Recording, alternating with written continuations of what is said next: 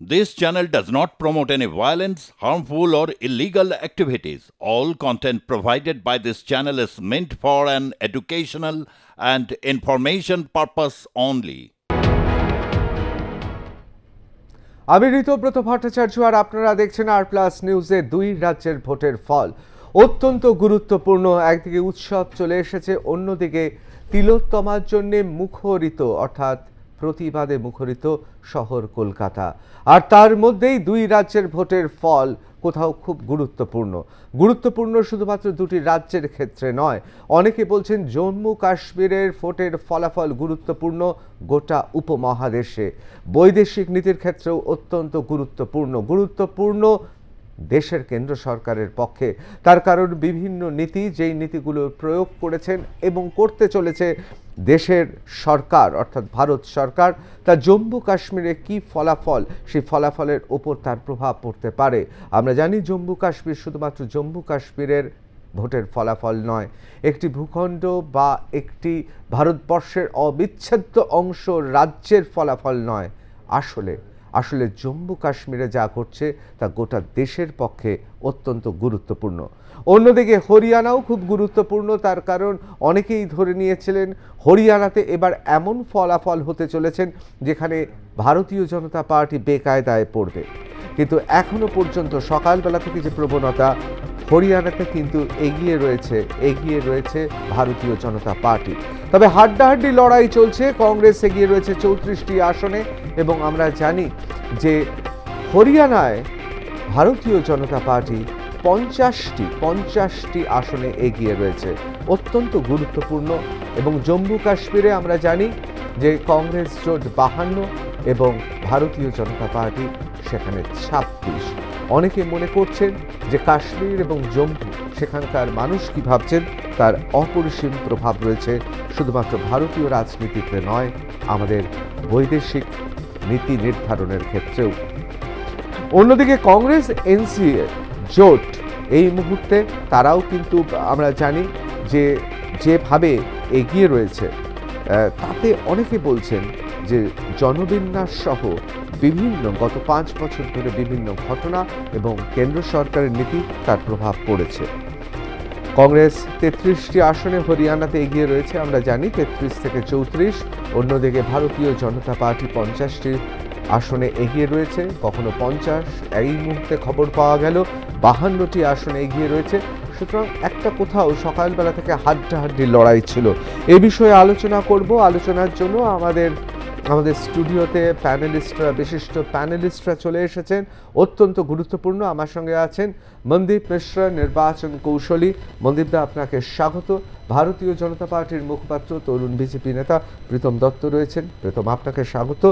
অশোক ভট্টাচার্য কংগ্রেস নেতা, তিনিও রয়েছেন আমাদের সঙ্গে, কংগ্রেস মুখপাত্র।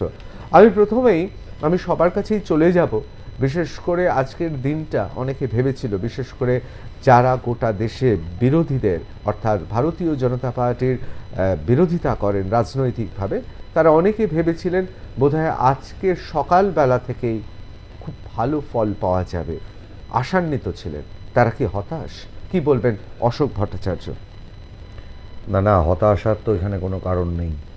কারণ সব থেকে বড় কথা হচ্ছে যে 370 তুলে দেওয়া, দীর্ঘদিন কাশ্মীরে নির্বাচন না করা। আমরা দেখেছি যে বিভিন্ন কিছু হলে, আমার রাজ্যতেও আমি দেখেছি বিভিন্ন কিছু হলে ইন্টারনেট পরিষেবা বন্ধ হয়ে যায়, কোনো রকম সাম্প্রদায়িক কোনো রকম দাঙ্গা বা ইত্যাদি ঘটলে দীর্ঘ 7 থেকে 8 মাস ইন্টারনেট পরিষেবা বন্ধ ছিল কাশ্মীরে। আমরা বুঝতে পারছিলাম যে কাশ্মীরের মানুষ এর উত্তর দিতে তৈরি ছিলেন। লাদাখের নির্বাচনও আমরা দেখেছি এবং যথারীতি কাশ্মীরে সেইটাই প্রভাবিত হচ্ছে, এটা নিয়ে নতুন কোনো কিছু ব্যাপার নেই। এবং যে বলা হচ্ছিল যে সন্ত্রাসবাদকে রুখে দেওয়ার ব্যাপার ইত্যাদি হেন তেন নানান কিছু, কাশ্মীরের উন্নতির জন্য, জম্মু কাশ্মীরের উন্নতির জন্য কাশ্মীরের মানুষ তার ফল দিয়েছে। বাদবাকি রইল হরিয়ানার কথা। হরিয়ানার ফলাফল আমরা ভীষণভাবে আশাবাদী।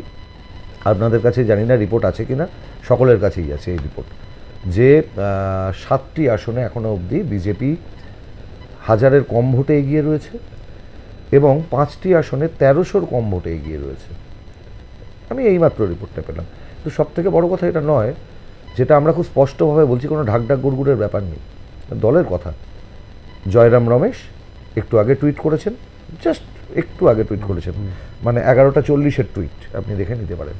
খুব স্পষ্টভাবে আমাদের দলের পক্ষ থেকে আমরা জানিয়েছি যে হরিয়ানা এইটুকুন মাত্র 90টা সিট, তাই তো, এইটুকুন ব্যাপার, সেখানে কি এমন হচ্ছে যে এত আপডেটেশনে দেরি হচ্ছে? লোকসভা নির্বাচনও আমরা দেখেছি সেটা। খুব স্পষ্টভাবে আমাদের অভিযোগ নির্বাচন কমিশনের ভূমিকা নিয়ে। আপডেটে এত দেরি কেন? গণনায় প্রভাব ফেলার চেষ্টা, গণনা কেন্দ্রে প্রভাব ফেলার চেষ্টা। এর আগেও আমরা দেখেছি এই জিনিস, এটা নতুন কোনো কিছু ব্যাপার নয়। বাদবাকি যেটা ফলাফল হবে সেটা ফলাফল মেনে নিতে হবে। অবশ্যই অসুবিধা, আপনার কাছে আসবো। আমি একবার প্রীতমের কাছে চলে যাবো খুব দ্রুত। প্রীতম, কোথাও মনে হচ্ছে যে জম্মু কাশ্মীরের ফলাফল, হরিয়ানার ফলাফল নরেন্দ্র মোদী নেতৃত্বাধীন কেন্দ্র সরকারকে আরও দুর্বল করে দিল? 10 বছর মানে 1 দশক ধরে মোদী সরকার, এখন এনডিএ সরকার রয়েছে। কোথাও মনে হচ্ছে ভারতীয় জনতা পার্টি লোকসভা নির্বাচনের পর, এই নির্বাচন খুব গুরুত্বপূর্ণ ছিল, এরপর একের পর এক রাজ্যে নির্বাচন আছে, কোথাও মনে হচ্ছে কিছুটা বেকায়দায় পড়লো ভারতীয় জনতা পার্টি? বেকায়দায় পড়লো কিনা জানি না, কিন্তু অশোকদাকে জিজ্ঞেস করবো যে আপনার নেতা এবং তার দিদি ওনারা কোথায় আছেন আজকে? দেখা যাচ্ছে না তো, শোনা যাচ্ছে আবার বিদেশে চলে গেছেন। যাই হোক, তো পার্ট টাইম পলিটিক্সটা ভারতবর্ষের মানুষ পছন্দ করে না, অ্যারোগেন্সটা পছন্দ করে না। তো ওই আবার জিলেবি খাইয়ে দিয়েছে হরিয়ানার মানুষ, এবং জম্মুতে আপনারা দেখেছেন মানে একটা বিভৎস ফলাফল বিজেপি করছে। এবং কাশ্মীরেও আজকে রাহুল গান্ধীর নেতৃত্বে যেসব জোটফোট ছিল তাদের কী অবস্থা হয়েছে সেটা দেখা যাবে আজকে। আফটার 370 আজকে কাশ্মীরের কী উন্নতি হয়েছে মিডিয়া থেকে শুরু করে ওখানকার মানুষ সবাই বলেছে। কিন্তু ওখানে জানেন যে ওখানে মুসলমান সম্প্রদায় আমাদেরকে ভোট দেয় না, তাদের এখনও বিশ্বাস আমরা জিততে পারিনি, এটা স্পষ্ট কথা। এবং এটা নিয়ে কোনো মানে সবকা বিকাশ সবকা সাথ ওখানে কার্যকরী হচ্ছে না। সবকা বিকাশ সবকা সাথ আমরা তো করছি, আমরা বিকাশ করছি। 3 লাখ কোটি টাকার ওখানে ডেভেলপমেন্ট হয়েছে। ওখানে লাস্ট 70 বছর যা হয়নি সেটা এখন হয়েছে। ওখানে আপনার প্রায় 1.5 কোটি মানুষ অলরেডি ঘুরতে গেছেন, অলরেডি আরও। আপনি যা বলছেন তাহলে তো পশ্চিমবঙ্গ থেকে কাশ্মীর বেশি জয় করা সহজ গেরুয়া শিবিরেরা, মানে যেভাবে বলছেন আর কি। না না, আমি আপনাকে বলছি তো যেই আমরা ডেভেলপমেন্ট পলিটিক্স জম্মু কাশ্মীরে, বিশেষ করে কাশ্মীর ভ্যালিতে আমরা করেছি। আমরা ভাবিনি ভোটের কথা, আমরা ভাবিনি যে আমাদের জিততে হবে, আমরা ভেবে পলিটিক্স করি না, কিন্তু আমরা ডেভেলপমেন্ট করেছি। তারপর ওখানকার মুসলমান সম্প্রদায় আমাদের বিশ্বাস করেনি, সেটা ওনাদের ব্যাপার। কিন্তু আমরা ভারতবর্ষের অবিচ্ছেদ্য অঙ্গ জম্মু কাশ্মীর ডেভেলপমেন্ট যেমন করে যাচ্ছে নরেন্দ্র মোদী, সেটা আগামী দিনেও করে যাবে। এটা ভারতবর্ষে প্রমাণিত হয়ে গেছে যে বিজেপি মানেই ডেভেলপমেন্ট, সেটা আজকে হরিয়ানা থেকে শুরু করে জম্মু কাশ্মীরও সেটা প্রমাণিত। আমি একবার মনদীপ মিশ্রার কাছে যাব। মনদীপ দা, একজন নির্বাচন কৌশলী হিসেবে আপনি জম্মু কাশ্মীর এবং হরিয়ানার যে ফলাফল, এখনো পর্যন্ত যে প্রবণতা, তাতে আপনি কি বিস্মিত? আপনার কাছে অপ্রত্যাশিত? না, আমার কাছে না। কেন, আমি আপনাকে একটা অন্য মানে অ্যাঙ্গেলটা আমি দেখাতে চাইছি। দেখুন, যখন লোকসভা ইলেকশনটা হলো তখন প্রেডিক্টিভ অ্যানালিসিস যাকে বলা হয়, ওই আপনার এক্সিট পল, ওপিনিয়ন পোল, ওটা কোথায় এসে দাঁড়ালো যখন রেজাল্টটা বেরোলো? দেখুন মানে কী তফাৎ ছিল। ইট ওয়াজ হেল অ্যান্ড হেভেন ডিফারেন্স। সেই জিনিসটা হরিয়ানাতে হচ্ছে এখন। হরিয়ানাতে ইট ওয়াজ আ ফরগন কনক্লুশন কি Congress is coming back to power. এখন বিজেপি আবার দেখা যাচ্ছে কি BJP may form the government. I am not very sure last মোমেন্টে কী হবে, এখনও 5টা রাউন্ড বাকি। কিন্তু এইখানে এই যে প্রেডিক্টিভ যে অ্যানালিসিস, সেটা এখন কমপ্লিটলি ওয়াইপ আউট হয়ে যাবে ইন্ডিয়া থেকে, তা কেউ বিশ্বাস করবে না। এক। দ্বিতীয় যেটা জম্মু কাশ্মীর, ওটা আন্ডারস্টুড কি বিজেপি যদি ওখানে ট্যালিটা ভালো করে তখন তার জন্য সেটাকে একটা বিক্রি আমরা মেনে নেবো, একটা ভিক্টরি মেনে নেবো কি ওরা দে আর মানে ইনক্রিজিং দেয়ার ভোট শেয়ার। কিন্তু হরিয়ানাটা এটা একটা খুবই ল্যান্ডমার্ক একটা জাজমেন্ট হবে ফর বিজেপি। কেন কি বিজেপি একটা ট্রানজিশন ফেজে আছে। দেখুন, যখন বিজেপি পাওয়ারে এলো, আপনি একটা জিনিস লক্ষ্য করবেন, তখন তারপরে থেকে মোদী সরকার হয়ে গেল, বিজেপি সরকার ছিল না। 2024 পরে এনডিএ সরকার হয়ে গেল। দেয়ার ওয়াজ নেভার আ বিজেপি সরকার, কখনো ছিল না। এখন এই যে মোদী এরাটা, এই যে মোদী মেগ্লোমেনিয়া যেটা হয়েছে, ওটাকে এখন সরানো দরকার। হরিয়ানা যদি এরা মানে নিয়েও নেয়, পরে এটা আর পারবে না। কেন কি তার মানে Modi will become absolute in BJP. উনি যদি কোনো কারণে যদি উনি অধপস্থ হন, তখন পার্টিটাও চলে যাবে। এটা একটা ওয়ার্নিং সিগন্যাল আমি যেটা এইখান থেকে দিতে চাইছি। একটা রিস্ট্রাকচারাল একটা অ্যানালিসিস দরকার বিজেপিতে। আমরাও যেটা শুনতে পাচ্ছিলাম, নতুন প্রেসিডেন্ট আসবে, কে আসবে, ওনার টিম কি থাকবে।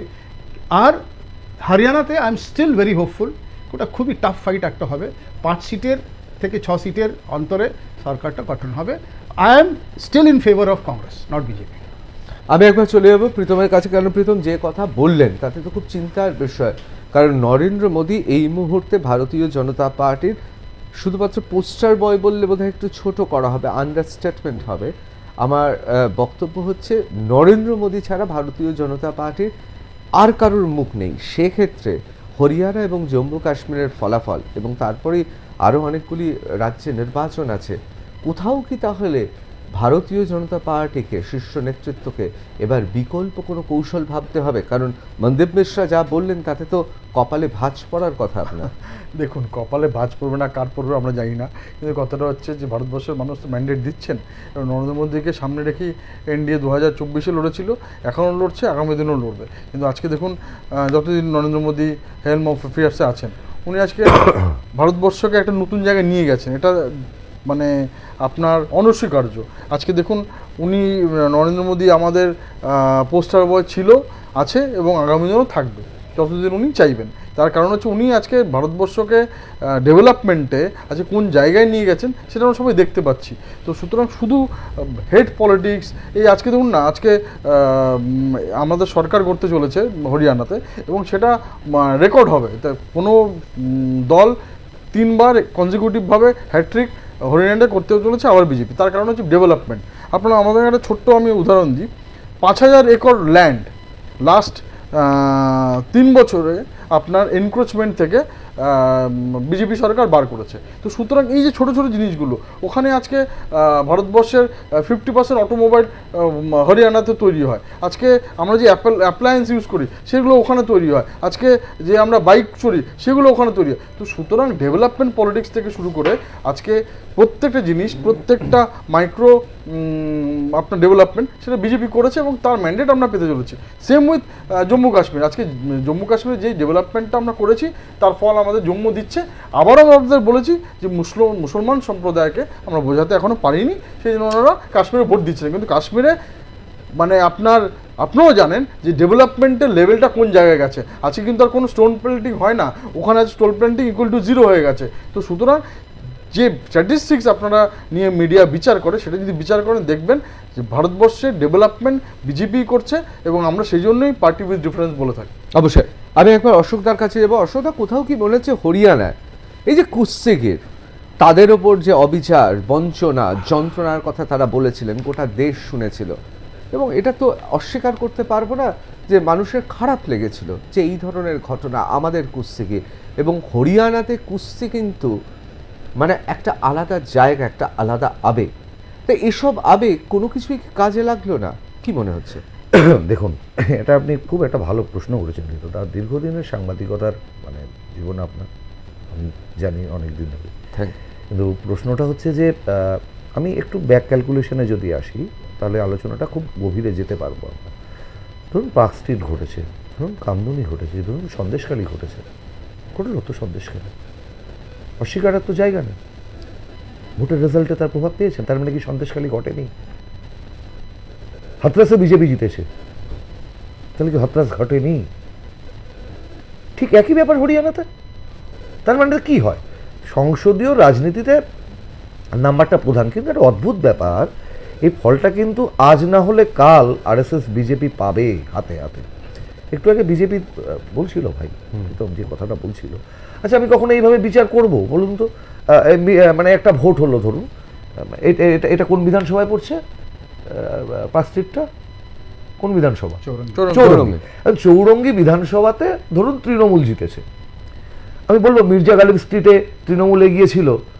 আচ্ছা জানো ভাই, ওই ওই ওই হাতিবাগানের ওই অঞ্চলটায়, ওখানটায় বিজেপি এগিয়েছিল, ওই মানে জোড়াসাঁকোর ওই অঞ্চলটা বিজেপি। মানে এই যে ডিসক্রিমিনেশন, এই যে ডিভাইসিভ পলিটিক্স, এই লড়াইটা কিন্তু জিতলেও আমরা থাকবে, আমাদের হারলেও থাকবে। এই যে বললো মুসলিমরা আমাদের ভোট দেয়নি, এই ডিসক্রিমিনেশনটা যাদের ভিতরে থাকে তারা কি করে বলতে কিন্তু পারে এটা তো সবকা রাজনীতি সাথ, না, সবকা না, বিকাশ? না অশোক এখানে আরে আমরা আমি- সবকা সাথ, আমি সবকা আসছি। বিকাশ। ভাই, তাহলে কিন্তু এইভাবে চলবে?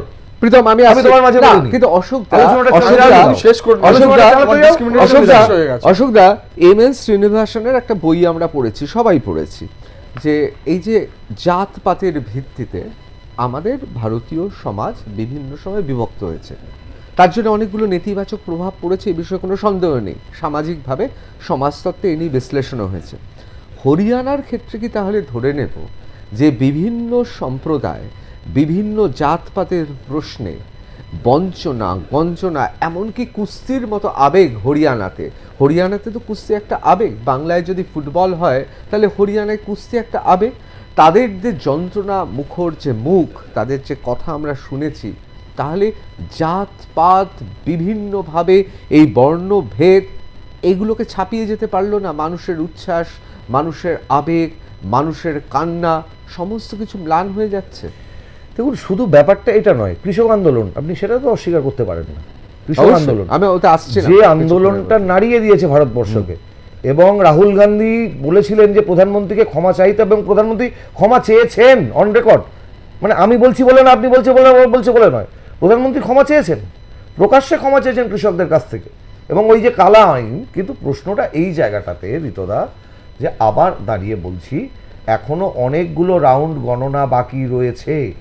সকালের দিকে যে রেজাল্ট ছিল 10টার পর থেকে সেই রেজাল্ট অন্যদিকে গেছে, এবং এখনো অবধি আমি খুব বলতে বাধ্য হচ্ছি, মানে করজোরে বলছি, কোনোভাবে অন্য কোনোভাবে নেওয়ার ব্যাপারই নেই, যে রেজাল্ট আমাদের কাছে আসে এবং যে এক্সিট পোল এবং যে ট্রেন্ডসগুলো দেখানো হয়, তার সাথে শেয়ার বাজারের ওঠানামার যে সম্পৃক্ত হয়ে যাওয়ার ব্যাপারটা, এটা বোধহয় গত লোকসভার ওই মানে ভুয়ো এক্সিট পোলের পরে আর নতুন করে কিছু মানুষকে বলে দেওয়ার নয়।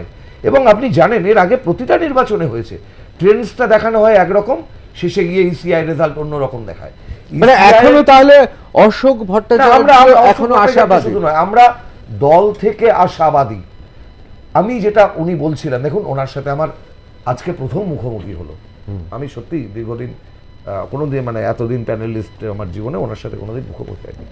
সুতরাং এমন কোনো ব্যাপার নেই যে ওনার সাথে সলা পরামর্শ করে এসে আমি বসেছি। রাজনীতির ছাত্র হিসাবে আমার মনে হচ্ছে, মানে আপনি মলদ্বীপ বিষয়ের কথা একদম বলছেন? একদম তুমি কথা বলছি, রাজনীতির ছাত্র হিসাবে, সামান্য ছাত্র হিসাবে আমার যেটা মনে হচ্ছে, হরিয়ানাতে শেষ অবধি গিয়ে একটা ফটো ফিনিশের জায়গায় আপনি দেখতে পাবেন। আমি কিন্তু অ্যাপার্ট ফ্রম অল পলিটিক্স আমি কথা না বলছি, রাজনীতির একটা ছাত্র হিসাবে। অশোকদা, কথা বলতে বলতে আমরা দেখছি ভারতীয় জনতা পার্টি 49 এবং হরিয়ানাতে কংগ্রেস, অর্থাৎ ভারতীয় জনতা পার্টির এক্সিট সিট প্রবণতা যা কমলো, কংগ্রেসের একটি সিট বাড়লো, কংগ্রেস 34। সুতরাং যে কথা বন্দীপ মিশ্রা বলছিলেন, অশোক ভট্টাচার্য বলছিলেন, কংগ্রেসের মুখপাত্র, যে একটা হাড্ডাহাড্ডি লড়াই হচ্ছে, এবং আমরা এটাও জানি যে বেশ কিছু আসনে হাজার ভোটের তফাতে, প্রবণতায় আমরা সংখ্যাটা দেখছি। সুতরাং এই মুহূর্তেই যে আমরা বলে দেব যে এগিয়ে রয়েছে ভারতীয় জনতা পার্টি, সেটা নয়। কিন্তু এটা আবার ঠিক কথা, যে প্রবণতা এখনো পর্যন্ত দেখা যাচ্ছে, এবং আমরা বিভিন্ন সময় বিভিন্ন নির্বাচনের ফলাফলে দেখেছি, ঘড়ির কাঁটাতে যখন মধ্যাহ্নের কাছাকাছি চলে আসে, প্রবণতা স্পষ্ট থেকে স্পষ্টতর হয়।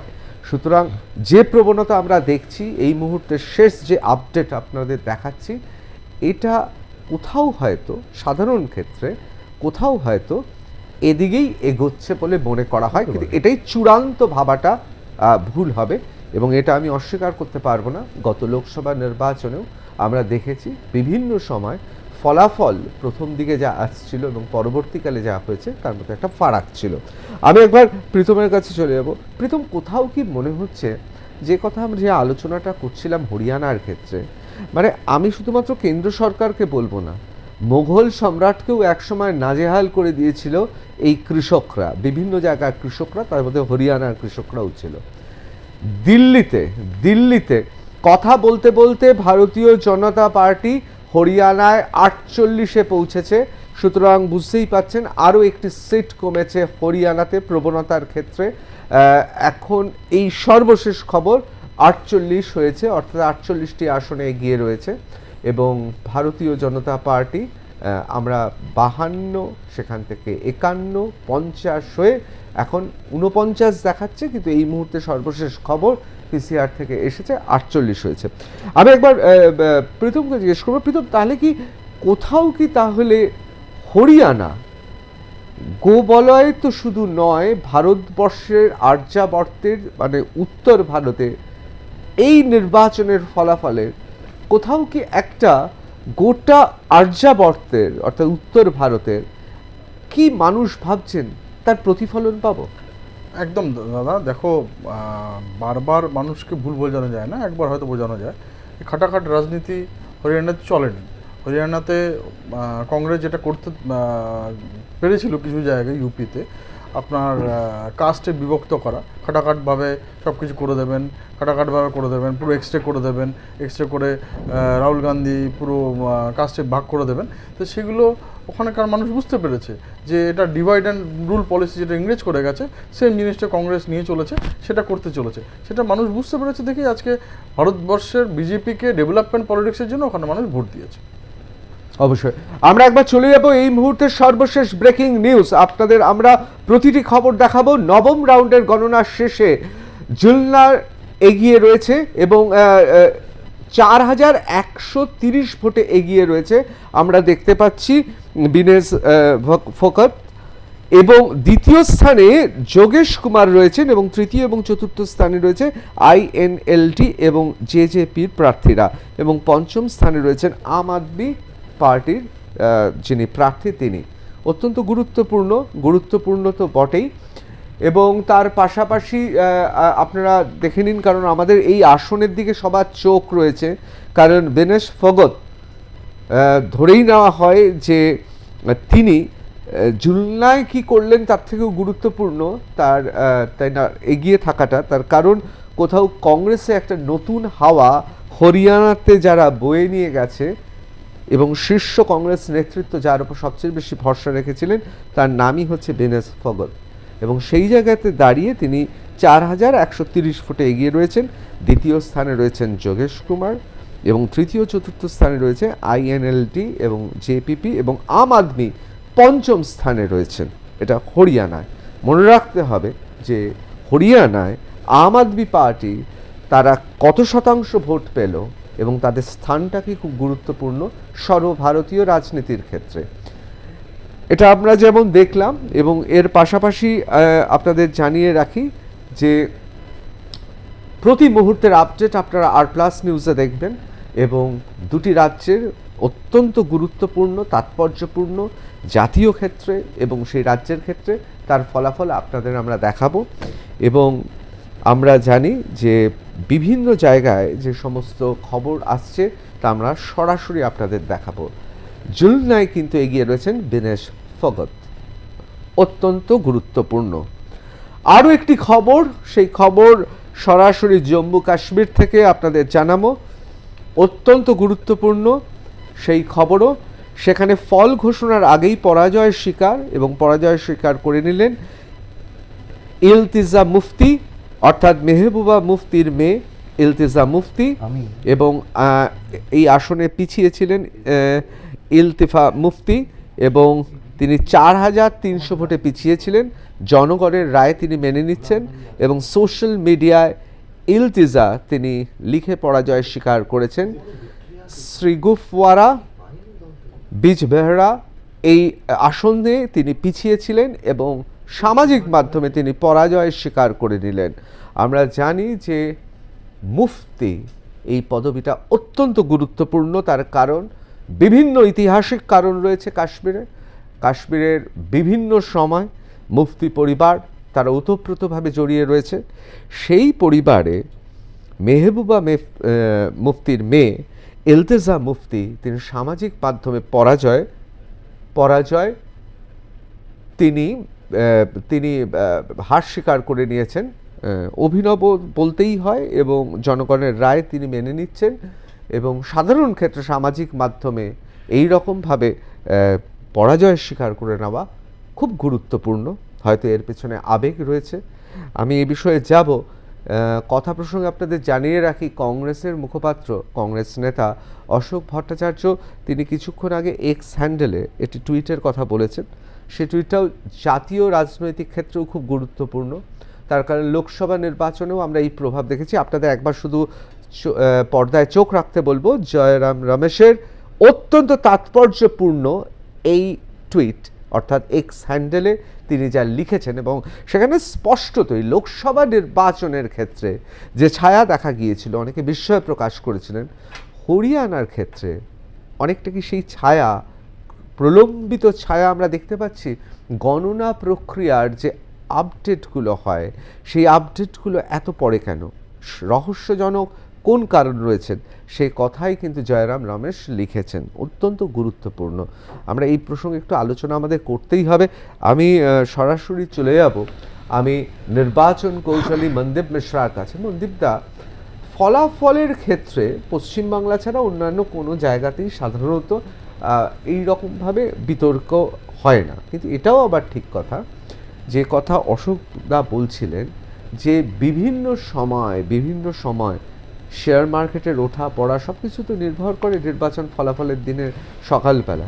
কোথাও কি মনে হচ্ছে জয়রাম রমেশ যেভাবে এক্স হ্যান্ডেলে তিনি তার মত জানিয়েছেন, এটাকে আমরা কংগ্রেসের মতই ধরে নেব, কোথাও কি সত্যি যে এই নির্বাচনের ফলাফলের পেছনে একটা সমীকরণ থাকে, অর্থাৎ আপডেট হতে দেরি হয়, বা যখন শাসকের ফলাফলটা শাসকের মনপসন্দ, সেই ফলাফলটাকে বেশ কিছুক্ষণ রেখে দেওয়া হয়, যখন অস্বস্তিকর মনে হয় সেই ফলটাকে দ্রুত আপডেট করে দেওয়া হয়, এই রকম কি একটা চলে?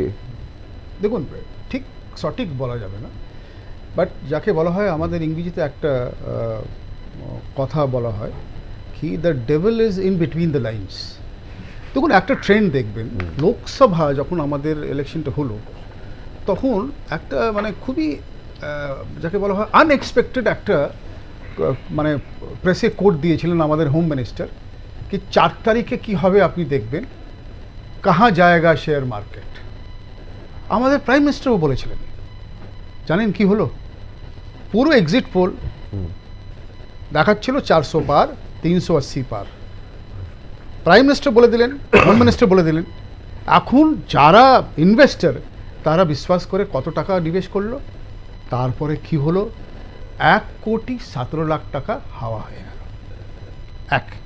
এটা একটা নেক্সাস হতে পারে, আমি জানি না, আমি সত্যতার যাচ করিনি। মানে আপনি বলছেন এই ধরনের সমীকরণ থাকলেও থাকতে পারে, একটা পসিবিলিটি আছে। কেন কি এটা এখানে আবার রিপিট হচ্ছে? আপনি দেখুন, হরিয়ানাতে একদম ইট ওয়াজ আ ফরগন কনক্লুশন, কংগ্রেস আসছে উইথ ম্যাসিভ মেজরিটি। কে কনক্লুশনটা কে করলো? না, আপনি দেখুন, আমি প্রেসের কথা বলছি। ও আচ্ছা, প্রেসের, আমি পার্টির কথা বলছি না। আমি I will never allege anybody. Exit পোলের কথা বলছি, ওপিনিয়ন পোলের কথা বলছি। যারা 543টার মধ্যে যে এক্সিট পোলগুলো প্রায় 600 দিয়ে দিয়েছিল বিজেপিকে, মনে নেই লোকসভা ভোটের আগে? দাদা, লেট মি কমপ্লিট। আমি খুবই একটা ইম্পর্টেন্ট পয়েন্টে আছি। প্লিজ। এটা একটা নেক্সাস হতে পারে। আমি কখনো বলবো না কি আমার এটা কথা, আপনি দেখে নিন এটা। This is there in the press media. ওরা কিভাবে বলেছিল, খুবই প্রেস্টিজিয়াস টিভি চ্যানেলস, এত এত এত এত এত। তারপরে কি হলো রেজাল্ট? 1,17,000 কোটি টাকা শেয়ার মার্কেট থেকে ওয়াইপ আউট হয়ে গেল। এবারে হরিয়ানাতে একদম ফরগন কনক্লুশন ছিল, কংগ্রেস 55-58 বলে দিয়েছে। এইখানে দেখুন কি হলো। তারপরে এখানে ইনভেস্টিং হয়েছে, একটা কত টাকা ইনভেস্ট হয়েছে। একটা আমি যেটা দেখছি, আমাকে এটা লাগছে কি, এটা এত এক্সিট পোল আর ওপিনিয়ন পোল এইভাবে একদম যাকে বলা হয় মানে টোটালি রং কি করে হতে পারে? তার মানে এরা কোথাও একটা, এদেরকে এখন একটা রেগুলেশন দরকার। যারা প্রেডিক্ট করছে, কিভাবে প্রেডিক্ট করছে, there should be a regulation. নাহলে কি হচ্ছে, লোকরা মানে ইনভেস্টার, যারা ছোটো ছোটো ইনভেস্টার, তারা মরে যাচ্ছে। আমরা তো জানি, আমি এখন বলছি এটা একটা টাফ ফিনিশ হবে, একদম ক্লোজ নেক ফাইট হবে। মানে আপনি এখনো বলছেন হরিয়ানায় হাড্ডাহাড্ডি লড়াই হবে, হরিয়ানায় হাড্ডাহাড্ডি। আমি একটা জায়গায় আসছি, আলোচনাটা যদি আলোচনার মধ্যে খুব ভালো লাগে। দেখো, বাংলা তো আমরা দেখেছি বিভিন্ন সময় রাজনৈতিক নানা ওঠাপড়া। আমি আবার বলছি, মানে ঋতব্রত দাকে দেখে বোঝা যায় না তো বয়সটা, সেটা তার মানে শারীরিক গঠন এবং সৌন্দর্যের জন্য। তো আমি জানি মানুষটা কতদিন ধরে সাংবাদিকতায় আছেন। আমি একটু পিছনের দিকে যাবো, একটা ঘটনা বলতে বাধ্যই হচ্ছি। আমার শোনা একজন প্রবীণ সাংবাদিকের কাছ থেকে, যেহেতু আমি সংবাদ মাধ্যমে একটা সময় করতাম, সেটা আপনিও জানেন। তা ব্যাপারটা হচ্ছে, বলছে কলকাতায় একটা মিছিল চলছে, সংবাদপত্রের মালিক গোষ্ঠীগুলো সাম্প্রদায়িক সম্প্রীতির জন্য একটা মিছিল নিয়ে যাচ্ছে।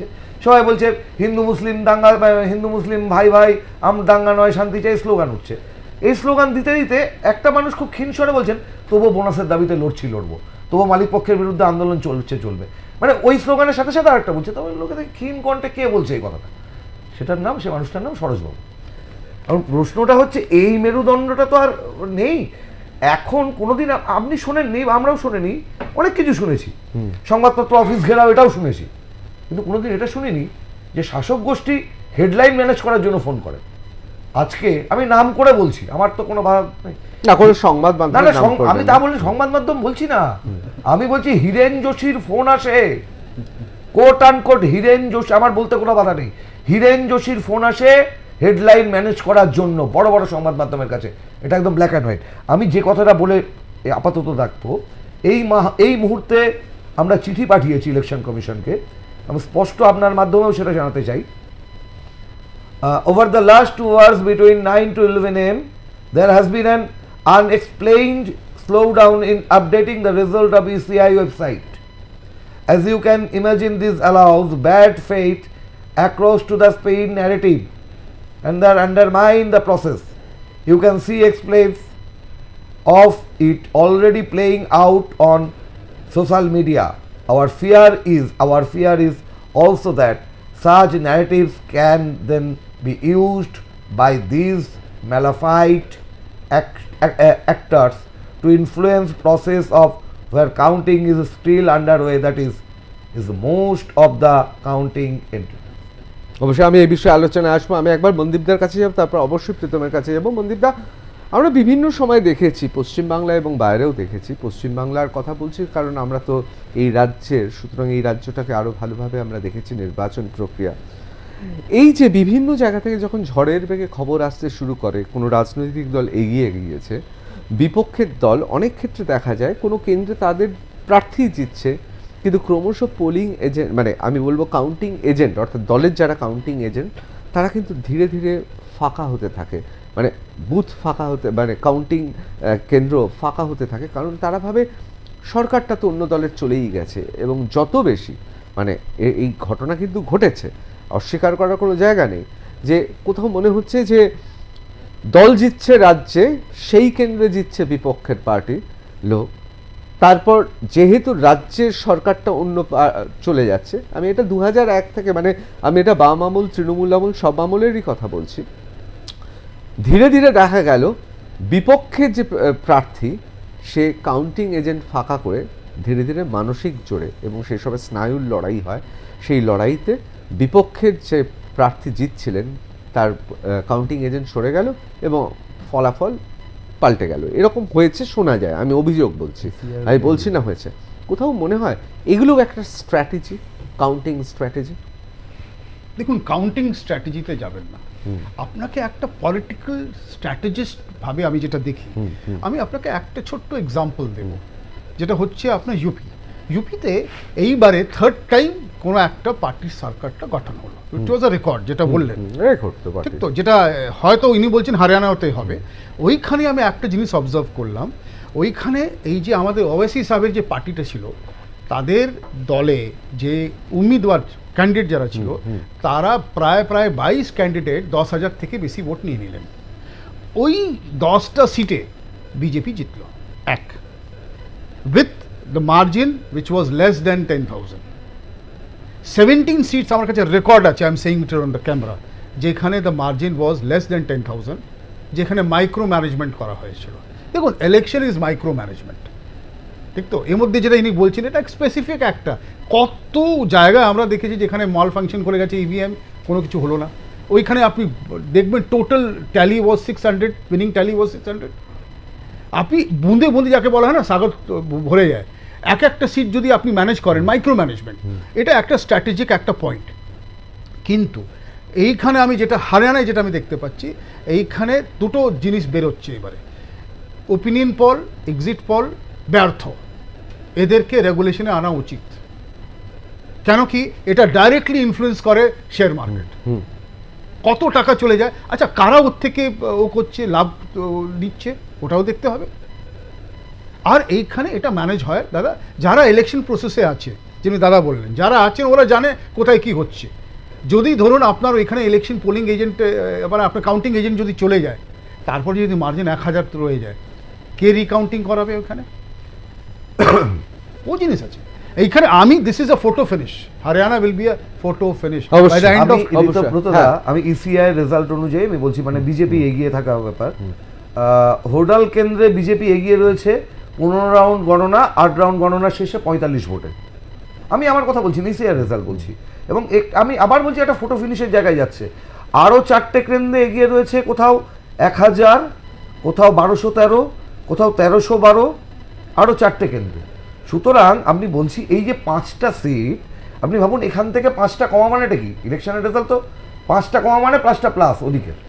সুতরাং এখনো অবধি হরিয়ানা ফটো ফিনিশের জায়গা আছে বলে রাজনীতির একটা ছাত্র হিসাবে আমার মনে হচ্ছে। রাজনৈতিক ব্যাখ্যা অন্য কিছু হতে পারে, আমি আশা করছি আশা করবে জিতবে, সেটা অন্য জিনিস।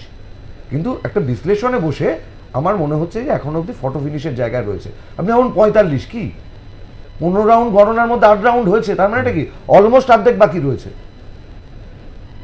8 রাউন্ড মাত্র গণনা হয়েছে অ্যাকর্ডিং টু ইসিআই, মানে আরো 7 রাউন্ড রয়েছে এবং সেখানে 45টি কিচ্ছু ভোটে বলা যাচ্ছে এগিয়ে না থাকাটা হরিয়ানা এখনো। আমরা অবশ্যই বিধানসভা নির্বাচনের নিরিখে 45 নিশ্চয়ই উল্লেখযোগ্য নয়, 45, কিন্তু এটা 1000, ঠিক। 800 এরকম। আচ্ছা, কিন্তু এটাও ঠিক, কিন্তু আবার এটাও ঠিক যে মধ্যাহ্ন পেরিয়ে যাওয়ার পর যে প্রবণতা দেখা যায়, অনেক ক্ষেত্রেই দেখা গেছে সেই প্রবণতাটাই শেষ পর্যন্ত স্পষ্ট থেকে স্পষ্টতর হয় এবং সেটাই প্রতিফলিত হয়। আমি একবার প্রীতমের কাছে চলে যাবো। প্রীতম, কোথাও কি মনে হচ্ছে যে হরিয়ানাতে এই যে হাড্ডাহাড্ডি লড়াইয়ের কথা বলা হচ্ছে, হরিয়ানাতে এই যে এখন কংগ্রেস মূল বিরোধী শক্তি হিসেবে দেশে ভারতীয় জনতা পার্টির ঘাড়ে নিঃশ্বাস ফেলছে, এটা কোথাও গোটা আর্যাবর্তের ক্ষেত্রে খুব গুরুত্বপূর্ণ শুধু নয়, গোটা আর্যাবর্তে গোবলয়তে বিশেষ করে এর একটা বিরাট প্রভাব পড়বে? দেখুন কী প্রভাব পড়বে জানি না, but thanks to Rahul Gandhi, উনি 12টা সিটে ক্যাম্পেইন করেছিলেন, তার মধ্যে অধিকাংশ সিটে ভারতীয় জনতা পার্টি আজকে অনেকটা লিড নিয়ে নিয়েছে এবং আমরা আশা করছি ম্যাক্সিমামটাই আমরা জিতবো। অবোধের গোবধে আমি যখন কথা বলেছি, যখন আপনি কথা বলেছেন একটু জ্ঞান দিয়েছেন, এটা হচ্ছে মুশকিল। কংগ্রেস অন ক্যামেরা দ্বিচারিতা করে, মানুষ এটা জানে। পথ দেখিয়েছো তো তুমি ভাই। আচ্ছা, প্রীতম বলি, আপনার কাছে যাব। জিলেবি বাবা জিলেবি খাইয়েছেন, রাহুল বাবা জিলেবি খাইয়েছেন, খাইয়ে আজকে বিদেশ চলে গেছেন আবার বোনের সাথে, সে যেতেই পারেন, উনি মাঝে মাঝেই যান। তো সবাই জিলিপি খেয়ে ভারতীয় জনতা পার্টি। কিন্তু এটাও তো ঠিক, হরিয়ানাকে নির্বাচনকে কেন্দ্র করে অনেক গুরুদেব, তাদেরও তো গুরু স্থানীয় লোকজন যারা, তাদেরও তো জেল থেকে বার করে নিয়ে আসা হয়েছে। না, সেটা আপনি বলতে পারেন, জেল থেকে তো ভারতীয় কোনো পার্টি বার করো না, সে কোর্ট আপনার রায় দেয়, না প্যারোলে বেরিয়েছে, তার জন্য মিছিল হয়, তার জন্য মিছিল করছে বিজেপি সমর্থকরা ধর্ষকের জন্য। তাহলে কিন্তু এটাই হবে কি অলরেডি হেরে রয়েছেন। আরে হারলে ধর্ষণটাকে ধর্ষণ নয়। আশারাম বাবু কি সমাজসেবী হয়ে যায় নাকি? আশারাম বাবু কি মহানুভব মানুষ হয়ে যায় নাকি? কংগ্রেস যদি ভোটে হারে আশারাম বাবু কি মহানুভব হয়ে যায়? হাটুয়ার ধর্ষণের জন্য যে ক্যান্ডিডেট আপনার সাপোর্ট করেছিল সে আজকে হেরে গেছে। তো ধর্ষকদের কি পরিচিতি সেটা হরিয়ানার মানুষ দেখিয়ে দিয়েছে, হরিয়ানার মানুষ দেখিয়ে দিয়েছে। প্রশ্নটা উত্থাপন করেছে, আমি আপনার কাছে আবার আসবো, কিন্তু প্রীতম, কোথাও কি মনে হচ্ছে হরিয়ানাতে আজ থেকে আমরা যদি 5-7 বছর আগে যেতাম, তাহলে তো কংগ্রেস এইরকম ভাবে কংগ্রেস যে ফিরে আসবে এটা ভাবতে পারতেন? মানে আমি একেবারে জিজ্ঞেস করছি, মানে ভাবতে পারতেন? কোথাও তো ভারতীয় জনতা পার্টি হরিয়ানার মতো জায়গাতে, যেখানে কংগ্রেস 34, ভারতীয় জনতা পার্টি এখন 49, এইটা আজ থেকে 7 বছর আগে ভাবতে পারতেন? দেখুন আজকে পার্টিতে আমি তো আপনি জানেন যে আমি গ্রাউন্ড ওয়ার্কার প্লাস আপনার সাথে বসে ডিবেটও করি। তো সুতরাং আমরা যেভাবে কাজ করি, ভারতীয় জনতা পার্টির প্রত্যেকটা কার্যকর্তা যেভাবে কাজ করে, যে আজকে নরেন্দ্র মোদী যে ডেভেলপমেন্ট পলিটিক্সটা, তার প্রত্যেকটা জিনিস বুথে নিয়ে যাওয়া, এবং ওখানে আমাদের যে সংগঠন আছে প্রত্যেকটা জায়গায় আপনারা জানেন যে পান্না প্রমুখ, পৃষ্ঠা প্রমুখ আছে, মানে একটা বুথের যে কজন থাকবে ওই 200-300 একটা পাড়ার মধ্যে, তার মধ্যে একটা প্রমুখ থাকে। সেখানেও আমাদের ডেভেলপমেন্ট কি করেছি, বাংলা নয় হরিয়ানাতে এটা আছে। সেই ডিফারেন্সটা আমরা করতে পারি, তার কারণ হচ্ছে আমরা যে ডেভেলপমেন্টটা কি করেছি তার মানে একদম মানে আলোচনা বা দেখিয়ে দেওয়া, বা আমরা উইথ প্রুফ আমরা মানুষের কাছে পৌঁছে দিই যে এই ছিল, আমরা এই করেছি। আপনাকে তো বললাম মানে আপনি বলছেন বাংলার মতো বীরভূমের মতো উন্নয়ন রাস্তায় দাঁড়িয়ে থাকে ভোটের আগে। 5,000 একরের মতো এনক্রোচমেন্ট হয়ে গেছিল। কারা করেছিল এনক্রোচমেন্টটা? সেটা ফেরত নিয়ে এসছে, ফেরত নিয়ে যাদের যাদের জমি তাদেরকে ফেরত দেওয়া হয়েছে। এবং এই যে আপনি ফার্মার্স প্রোটেস্ট নিয়ে কথা বলছিলেন, আজকে দেখুন ওখানে অ্যান্টি ইনকামবেন্সির কথা বলা হচ্ছে, ফার্মার্স প্রোটেস্ট বলা হচ্ছে, কিন্তু মানুষকে ভুল বোঝানো যায়নি। সেটা কিন্তু ফুড সোলজাররা সেটা করতে পেরেছেন দেখি আজকে আমরা এই অভূতপূর্ব রেজাল্টটা পাচ্ছি। উপরে নরেন্দ্র মোদী সরকারের ডেভেলপমেন্ট পলিটিক্স, আমাদের নীতি আদর্শ, হরিয়ানাকে কি plus নিচে আমাদের অভূতপূর্ব photo। বলা যায় ভারতীয় জনতা পার্টির দৃষ্টিভঙ্গি থেকে? আমি জিজ্ঞেস করছি, অভূতপূর্ব কি বলবেন? না, অবভিয়াসলি দেখুন, একটা অ্যান্টি ইনকামবেন্সি বলে পলিটিক্সের একটা কথা আছে। আজকে প্রতিষ্ঠান বিরুদ্ধে ভোট। 2 বছরের সরকার, সে 2 বছরের সরকারের পরেও যে একটা মানুষের মধ্যে একটা অনীহা ভাব থাকে, সেটা আমরা দূর করতে পেরেছি। এবং তার একটাই কারণ হচ্ছে স্যালুট টু আওয়ার কার্যকর্তা, যারা একদম নিচে লেভেলে, বুথ লেভেলে কাজ করে। তাদের আজকে পরিশ্রমের ফল হচ্ছে এই রেজাল্ট এবং আমাদের নীতি আদর্শ।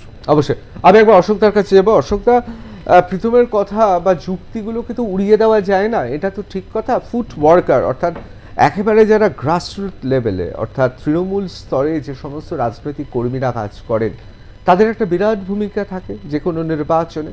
এবং কিছুক্ষণ আগে মনদীপ মিশ্র তিনি মাইক্রো কথাটা বারবার করে বলেছেন। হ্যাঁ, একটা নির্বাচনে, সেটা শুধু কাউন্টিংয়ে নয়, নির্বাচনের ক্ষেত্রেও এই যে একেবারে তৃণমূল স্তরে গিয়ে খুব ছোট ছোট পরিবর্তন, সেটা কিন্তু বিরাট একটা অঙ্কে যখন ভোটটা হয় বিধানসভায় বা রাজ্যের ভোট বা লোকসভায়, সেগুলোর প্রতিফলন থাকে, অস্বীকার করতে পারবো না।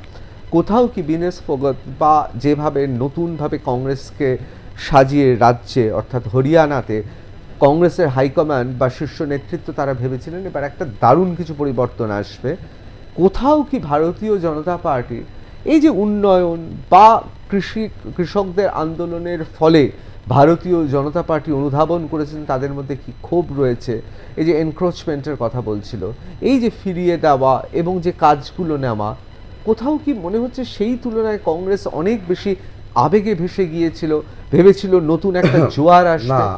আবেগের ব্যাপার নয়। দেখুন, প্রতিটা দলের কাছে তাদের ফুড সোলজাররা খুব গুরুত্বপূর্ণ। আমার তাদের নিয়ে কোনো কথা নেই। বিজেপির যারা ফুড সোলজার, তৃণমূলের যারা ফুড সোলজার, তাদের নিয়ে আমার কি বক্তব্য আছে? আমি নিজে একটা ইন্ডিজোটের কথা হচ্ছে না দাদা, তৃণমূল করতে নিয়ে বলি। এত যদি অসহিষ্ণু হয়ে যায়, অসহিষ্ণু তৃণমূলের প্রতি আমরা সবসময় অসহিষ্ণু। আচ্ছা ঠিক আছে, আজকে আমি তৃণমূলের কোনো বলছি, প্রতিনিধি নেই। আমি হ্যাঁ। বলছি ধরুন বিজেপির ফুড সোলজার, তৃণমূলের ফুড সোলজার, ফরওয়ার্ড ব্লকের ফুড সোলজার, যারা বিভিন্ন দলের ফুড সোলজার, তাদের আমি রেসপেক্ট করি। আমি নিজে একজন ফুড সোলজার, আমি ভুইফোর নেতা নই, ঠিক আছে? এবং প্রশ্নটা হচ্ছে অন্য জায়গায়, প্রশ্নটা এখানে নয়। প্রশ্নটা যে জায়গাটায়, সেটা হচ্ছে দেখুন, হরিয়ানাতে আমরা যেটা আশা করেছিলাম এখন অবধি সেটা প্রতিফলিত হয়নি। এখন অবধি এই মুহূর্তের যা ট্রেন্ড, এই মুহূর্তে ইসিআই বলছে আপনারা দেখাচ্ছেন 34, ইসিআইটা দেখলাম 35। আমি আবার বলছি, একটা ফটো ফিনিশের জায়গায় আপনি দেখবেন দিনের শেষে যাবে হরিয়ানা, যতদূর আমাদের গ্রাউন্ড রিপোর্ট আছে। কারণ আমি বলতে চাই না সেটা, যে আমাদের কাছে রিপোর্ট আছে যে যেটা শো হচ্ছে মিডিয়াতে সেটা ঠিক নয়, যে কারণে আমরা কিন্তু ইলেকশন কমিশনকে টুইটও করছি এবং চিঠিও দিয়েছি।